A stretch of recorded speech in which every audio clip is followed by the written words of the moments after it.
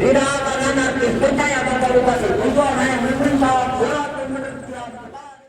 Dengan dikawal ketat pihak kepolisian dan Satpol PP, ratusan warga desa Tanjung Kurung Ilir, Kabupaten Lahat, menggelar aksi demo di halaman kantor Bupati.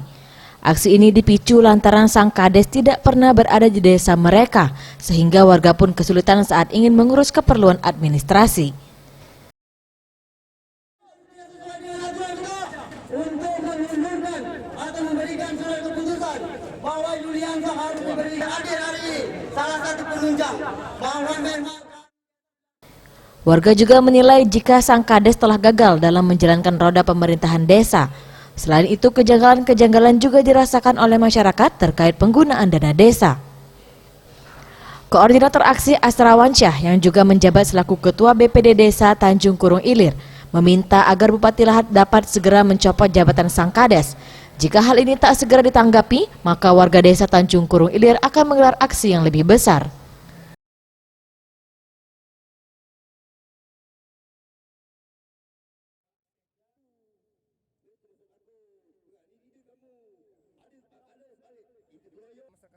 Kan untuk supaya kepala desa kami diberhentikan sekarang juga, namun tidak ada hasil, masih menuruti jejak hukum. Jadi kami masyarakat Tanjung Kurung Ilir akan menunggu janji dari Bupati tadi tanggal 14 katanya ada penyelesaian. Kades itu selama dilantik tahun 2018 Kades itu selama dilantik tahun 2018 jarang sekali ada di dusun. Sementara itu, Sekretaris Daerah Kabupaten Lahat Januarsyah meminta masyarakat untuk bersabar. Januarsyah sudah berkoordinasi dengan pihak inspektorat dan meminta waktu hingga tanggal 14 Januari tahun depan.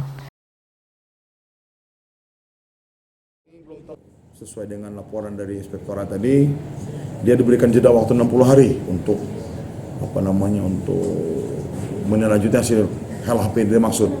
Jadi dari LHP itu kita tunggu sampai dengan tanggal 14 Januari 2020. Jadi kalau tidak ada itikat baik atau niat untuk kembalikan, maka hasil LHP dimaksud akan diserahkan kepada aparat penegak hukum dalam hal ini apakah itu kepolisian maupun pihak kejaksaan. Yudi, Sriwijaya TV.